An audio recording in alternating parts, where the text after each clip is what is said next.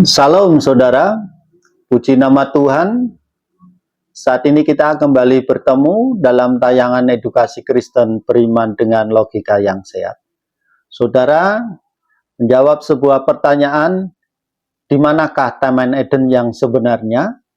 Berdasarkan kitab Kejadian, khususnya kitab Kejadian pasal yang kedua ayat yang ke-8. Di situ diungkapkan ada sebuah perkataan Taman di Eden. Dua kata yang sejak ribuan tahun lalu cukup menarik, bahkan mematik beberapa kalangan untuk melakukan imajinasi, keinginan tahu, dan perdebatan. Eden digambarkan sebagai surga di bumi, tempat di mana manusia pertama, Adam dan Hawa, hidup dalam kedamaian dan kebersamaan sempurna dengan Sang Pencipta. Kendati demikian, beberapa filsuf melihat Eden hanya simbol dari kesadaran murni manusia. Sebelum manusia mengenal ego, rasa bersalah, atau konflik moral. Sehingga dalam pandangan ini kejatuhan Adam dan Hawa bukanlah sekedar tindakan pelanggaran terhadap aturan Tuhan, tapi transisi dari kepolosan kepada kesadaran diri. Itu yang menjadi sebuah pendapat dari beberapa kalangan filsuf tentang Taman Eden. Namun, bagi beberapa teolog dan hamba Tuhan, Eden sebagai tempat nyata yang meyakini Taman Eden terletak di kawasan Mesopotamia, di mana adanya sungai yang tercatat dalam kitab Kejadian, Tigris, Efrat, Pison, dan Gihon. Untuk itu, mari kita telusuri bagaimana firman Tuhan menyingkapkan tentang Eden.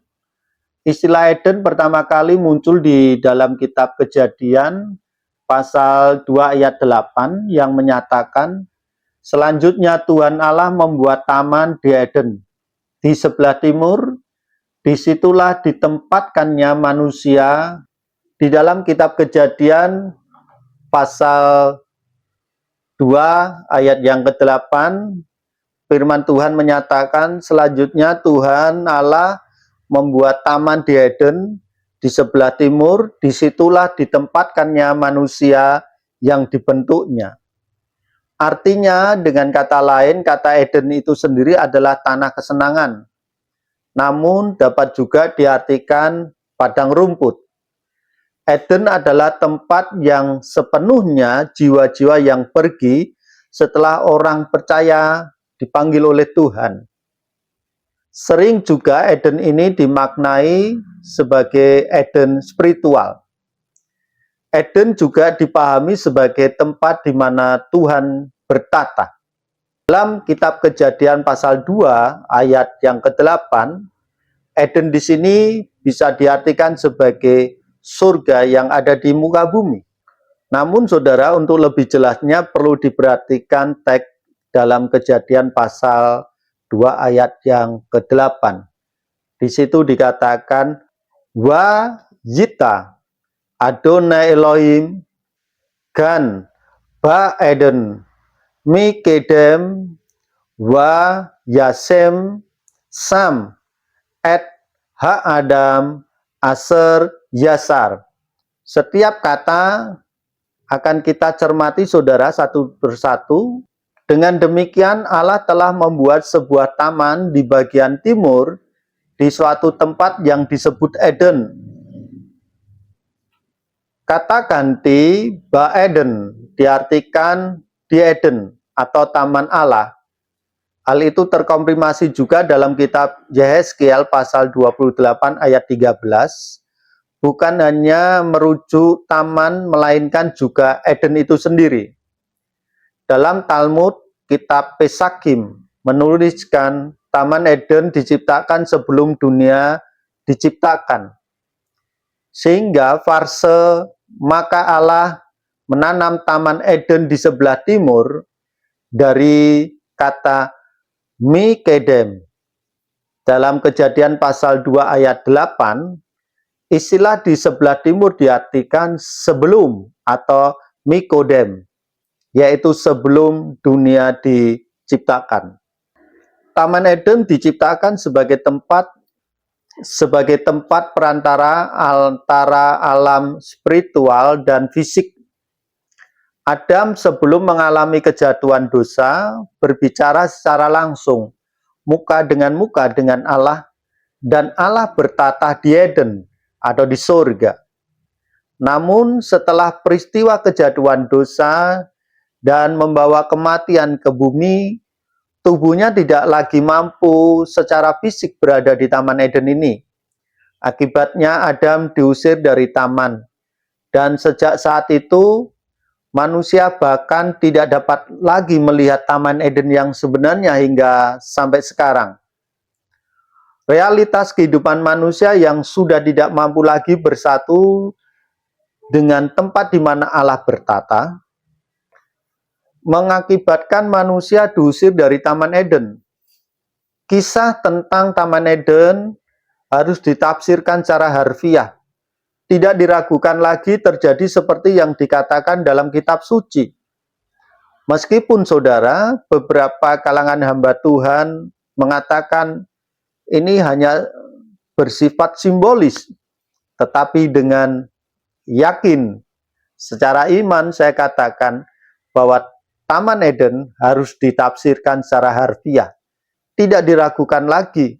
Meskipun demikian menyimpan sebuah rahasia bagaimana terjadinya keterpisahan antara Eden tempat Allah bertata dengan bumi tempat manusia mengusahakan tanah.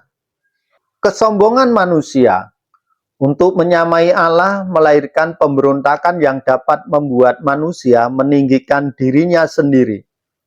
Karena kekuatan yang mendorong kesombongan itu ada di depan. Dan rahasia terbesar kehidupan yang abadi, yakni pohon kehidupan, telah diungkapkan keberadaannya di Taman Eden. Baik buah, tercatat dalam kitab Kejadian, pasal yang ketiga, ayat yang ke-22, maupun daun pohon kehidupan yang dicatat dalam kitab Wahyu pasal 22 ayat yang kedua. Dari pohon kehidupan ini akan memberikan manfaat besar bagi kehidupan manusia yang telah ditebus Kristus. Dengan demikian saudara, Eden yang dikatakan dalam kitab Kejadian adalah di mana waktu itu Allah bertata. Dan di dalam taman itulah manusia secara bebas bisa bertemu muka dengan Allah dan berbicara langsung dengan firman-Nya dan berbicara langsung dengan Allah. Dan oleh karena kejatuhan manusia dalam dosa, Eden, tempat di mana Allah bertata, saat ini tidak bisa dilihat oleh manusia dan ditemukan oleh manusia.